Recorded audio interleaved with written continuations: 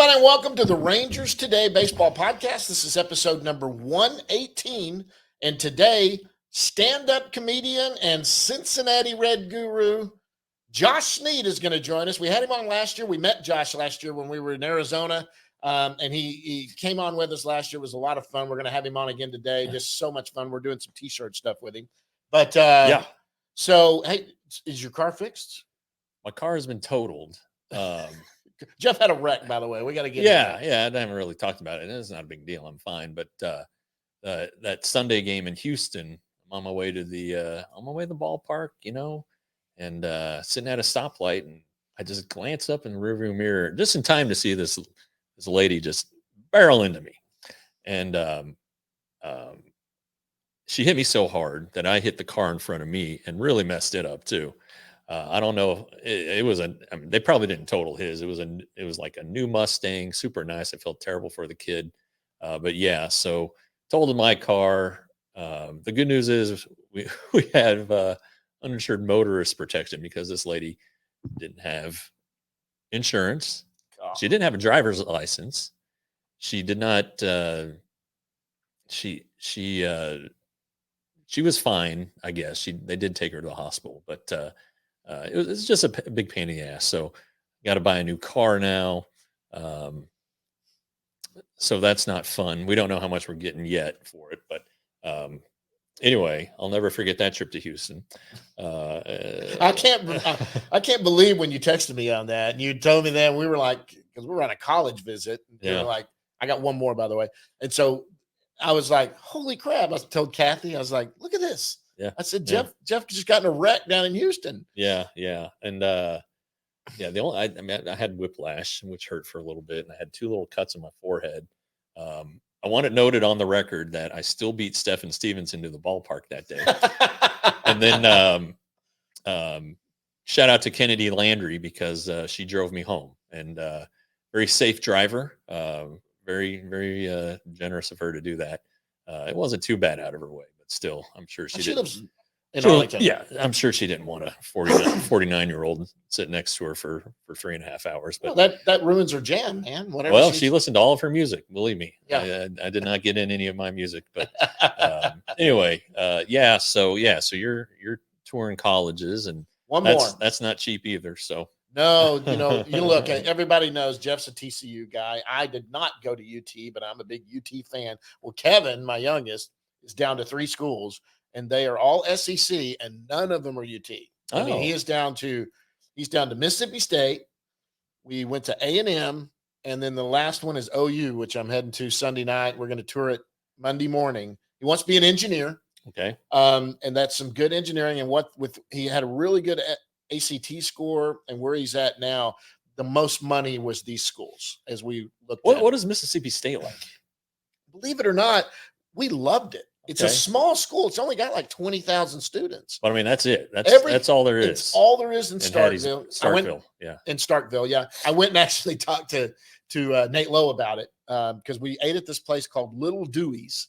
Okay. In Starkville, which is like the place to go. If you go to A&M, it's the Dixie Chicken or something like that they have. It's a burger joint there. It's really nice. The town loves Starkville. They love Mississippi State. It takes up half the city, and everything's on campus. I mean, they got that baseball field that's really nice where and it's like a party. You could just walk up there and look at the stadium. I did. I stopped the car and I said, wait, I got to see this. That's what I got to do.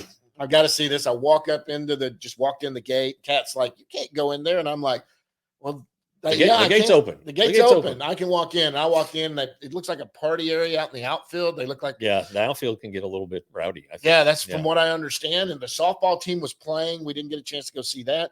Football stadium right there. Yeah. All they talked about were the cowbells and everything else they do. It's right where we checked in to do the tour. Is that I became a bigger fan of Mississippi State, to tell you the truth. I really liked it. Kevin seems to be leaning towards A&M, but we'll see what happens with OU, because I've heard that OU. My wife's boss, his daughter, is wanting to be an engineer. She thought A&M was going to be it. Wasn't impressed by their their tour. Went to OU and fell in love with it. So OU's campus is really nice. I really like the campus. haven't been to Starkville. I've obviously been to College Station a couple times, been to Oklahoma, probably the most. I really like their campus. It's pretty. That's what I've heard. Yeah. Well, TCU's got a pretty campus too. TCU's campus is gorgeous. In fact, that's probably why not why I went there, but the campus is small. Yeah. And it's very well manicured. Yep. And we toured it last year with Ryan. And they've done a lot of work to it since I was there. That's probably why it's $60,000 a year now instead of the drop in the bucket that I had to pay for it. But anyway, we were over at TCU the other day, and Molly, who was 9, said, I think I want to go to TCU. I was like, well, Molly, you better hit the books. Yep. Because you need to get a scholarship. Yeah, we went in with Ryan, and the first thing you do is sit down, and they tell you what it cost in state. And I looked at Ryan and said, if you don't get a scholarship, just enjoy touring the campus. That's all we're going to do. We got to get into baseball. Yeah. Okay, sorry, we on a tangent there, but that's great. We got to hear what's going on in our lives. Big league team, Rangers, Cincinnati Reds are heading into town tonight. If you're watching this, it's probably just come out, or it may have came out yesterday if it's tomorrow. See how I did that? And anyway, Rangers are 13-13. They're playing mediocre baseball. They're a half game back of Seattle, who just took 2 of 3, 1.5 of the wild card. And when you say mediocrity, hanging around 500 is right now. This is the strangest thing. Right now, the issue with this team, and they need to score some more runs, but I mean, they face some good pitching, is the starting pitching has struggled, and the bullpen is the one that's really come in and been well. Yeah, they're not really clicking on all facets. Like one or two will be good, but the other one won't. So the good news is the defense has been really good. Yep. So defense wins championships. They learned that last year. The rotation was really good the first couple weeks. They've kind of had a little bit of a lull, and not like they haven't had anybody go out and give up 9 runs or anything like that. It's just been a little, a couple bad pitches here or there. I mean, the Mariners won those 2 games because they hit 2 2-run homers in each game, and that was it. And that was enough to against the Rangers offense. And so it's Andrew Heaney. He thought he pitched okay on Thursday afternoon, and really, when you look at it, he did. Dane Dunning thought he'd pitched well also, though on the Tuesday game, though he just wasn't very efficient. But John Gray wasn't very efficient, but he figured out a way to get him, put him in a position to win. And but they got to stop going 4 innings. Heaney did go 6. That's probably, and he didn't walk anybody. Those are probably the 2 best things about his outing. Evaldi tonight. Excuse me, Michael Lorenzen, who had a nice little start there in Atlanta. He goes Saturday, Dunning on Sunday. And Cincinnati, it's a good team coming in. Yeah, Cincinnati's good. So it's going to be a challenge. But to your point, the bullpen's been really, really good. Kirby Yates and David Robertson there at the back end of the bullpen. Leclerc is getting them a little bit better, taking baby steps. Cole Wynn's been fantastic. Oh my gosh, he's been great. He hasn't allowed a run yet. He just mowed through 2 innings Thursday. It's so strange. He's been wallowing in AAA the last 2 seasons as a starter. Kind of now he's a full-fledged reliever.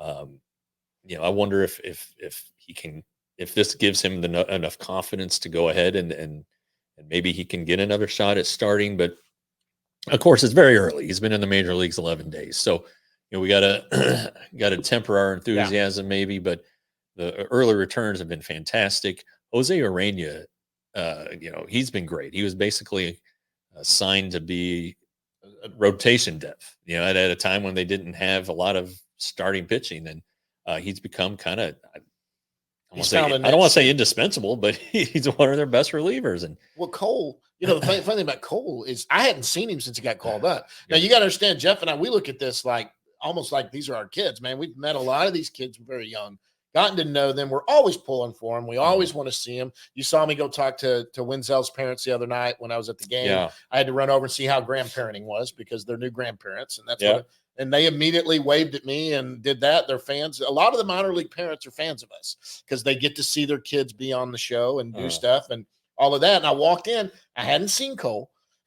He came walking across, and I went, whoa, Cole. And he saw me, stopped in his tracks, Yeah. came over and gave me a big hug, like Yeah. a bro hug, and said, "What's up?" And we were talking. I said, "So this multi-inning thing's kind of your thing." And then he was like, "Yeah." I mean, he's super excited. His parents are coming in, I think, for the weekend. Oh, good.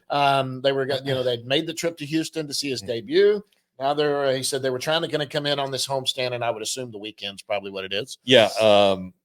He's always going to kind of have a soft spot for because he's you. from Colorado, and he was wearing a University of Colorado hat yesterday when we talked to him after the game, and that's where my parents went, and aunt and uncle, and I spent a lot of time in Boulder and all that jazz. So, but it's good to see it, and maybe it was the automated balls and strikes. Honestly, maybe something mental was beating him down, but he's figured something out, and so that's exciting. That's exciting.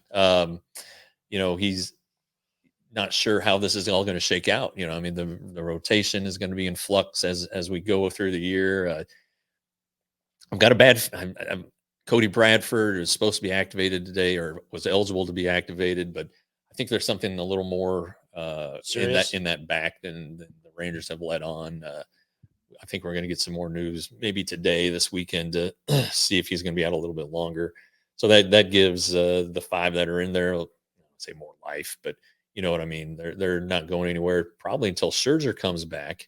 And you went and saw Scherzer. I did after, So Wednesday morning, I had to drive to Houston to get all the stuff out of the car. It was very sad to going back. Let me interrupt you, because what I thought was funny was when you told Scherzer, "I'm going to go see your start tomorrow night," when we were there the other night, he's like, "Why don't you just watch it on?"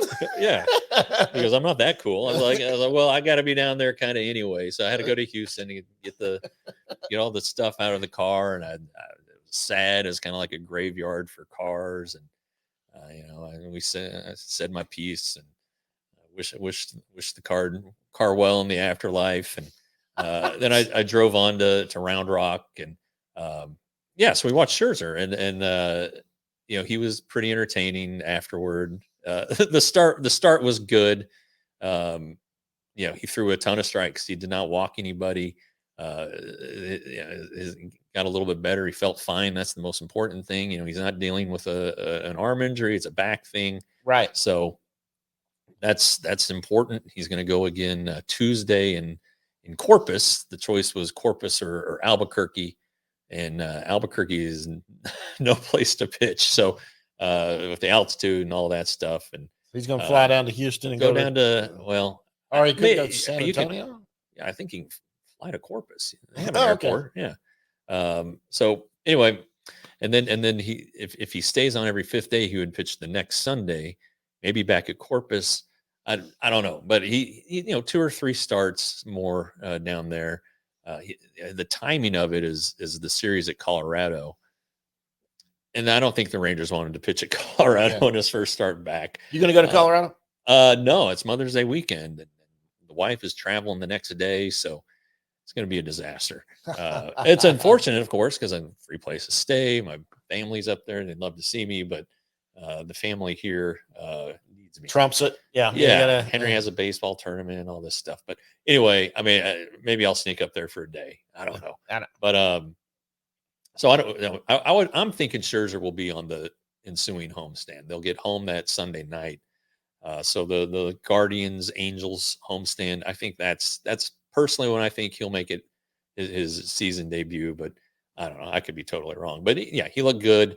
Anyway, so when he comes back, someone's going to get pushed out of the rotation, and you kind of look at it, and I guess there's 3 candidates. Dunning, Gray, Heaney are candidates. Gray's his own worst enemy because he's been so good when he's been a reliever. Oh, no kidding. But he's also probably the Rangers' 3rd best starter in the Scherzer, Lorenzen, Gray scenario. So what do you do with that? I think eventually he's going to end up there because Malley's coming back, and Malley, DeGrom. Yeah. So I don't know, but I think the Rangers right now probably feel okay about the rotation, though. Honestly, it seems like everybody's kind of trending the right way. Look, they did not score runs, which they were not blown out by anybody. Yeah. If a Ranger starter gives up 4, the Rangers probably should win the game, or they would think that they're going to win the game. Sure, the way the offense was especially from last year, and it just hasn't worked out yet. And like I said, all three facets haven't clicked Right. consistently. When they do click, the Rangers win. I And they win big sometimes, That's just the way it is. So we'll see what happens here. But the rookies are also yeah, they do not look lost. You've seen a rookie come up and look lost. Sure, I mean, look sure. like, okay, you can tell, okay, maybe this kid is not what we thought he was going to be, yeah. and all of that. But I mean, both Evan Carter and Wyatt Langford have good at bats every time they're up. They do. I'm really. I mean, we didn't know a lot about Wyatt Langford, I guess, honestly, and he does have great at bats. You know, he sees a lot of pitches. He has a good idea of the strike zone. Very important there. Carter, of course, knows the strike zone. He's been good against right-handers. The lefty thing's an issue that they got to fix. So he got his first infield hit or first career hit. It was an infield hit, but it counts. Right. Exactly. It's still Langford without the home run. That'll come. He almost hit one the other night. And then he Wednesday stumbled night, over. he tripped, and crappy deal. But did you talk to him afterwards? I was in Round Rock. That's right. That's right. I was going to say, So, did he say anything? I think they're both going to be fine. And I know Evan Carter was a postseason hero and all that stuff, but he's seeing these pitchers still for the first time, and Wyatt Langford definitely is seeing them for the first time. So there's an adjustment phase, absolutely, and nobody said it was going to be easy. I think the Rangers were anticipating that there were going to be some struggles there, but you've seen Langford kind of drop down in the order with Nathaniel Loback, and he's been pretty comfortable. Yeah. Carter went is from still 3 to 6, 3 to 5. He's still in the middle of the lineup, and I think it's okay against right-handers, but I think for now, low batting third behind Seager is better for late in games when they bring in a lefty to face those guys back to back. Yes. So I think that's just a little bit better lineup management. But again, at 13-13, they're just kind of surviving. They're without, which is all you got to do right now. Yeah, they're without Josh Young. Things are still coming together. They've basically been playing for a month, right? Today's the 26th. March 26th was the season opener, or was it the 28th? It was the 28th. Yeah. Anyway, we're getting close. And I think to be 500 at this point, probably not what fans with that stretch of the World Series, but they knocked out their longest stretch of the season. They had a 10-game road trip with good teams. They've played good clubs. They're playing another one this weekend. So, just kind of biding their time, it seems like, until everything comes together. I think that's kind of what Bruce Bochy is saying. You just got to hang in. You just hang in, and he keeps saying, well, everything's gonna be all right. It's kind of like the opposite of last year. They got off such a hot start, and then they had that. They kind of padded that big lead, and when they went through their lull, where everything was kind of mediocre, the lead padded. Now this year, the deal is hopefully that they turn into that hot team at the beginning of the year last year, in the middle of the season towards the end when they really need it, and maybe that whole thing comes back forward. As long as you're not out of it, you're sitting in prime position. Yeah, I mean, and it's not like they're 9 games back. I mean, the whole division stink is well, it doesn't stink, but it stinks. Yeah. I mean, compared to the preseason expectations. Sure. The Mariners are in first place. The Mariners and but I mean, they're 1 game over 500. Exactly. And then you go and look at the Angels kind of had a struggle. The A's, they're living on borrowed time. And then, God dang it, the Astros are terrible. And they just got swept by the the Cubs. They've got 7 wins. They have 19 losses. I mean, they're 6.5 back. Their Twitter's pretty funny right now. They're digging themselves a hole, and that's the problem you're running into. They're not buried yet. Like if the Rangers had the same record as they had at this point last season, the Astros would be done. They'd be out of it. And so they're not done yet, and they're good. They have talent. But like Jose Abreu, who's just been awful. Yeah. Watch Jared Walsh. He might end up there. They're dealing with some injuries. They just got Verlander back, but JP France has been horrible. Is going to get has been optioned, or it's going to be optioned.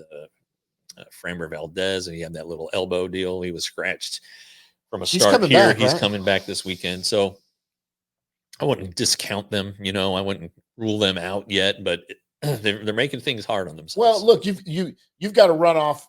You've got to run off a run. You've got to win 8 of 10 games to really, honestly. Right. I mean, you're going to have to roll off one of those. And right now, I tell you what's killed them is their bullpen. Yeah. Yeah. That $90 million, or what was it, $90 million for Josh Hader, or what? Yeah.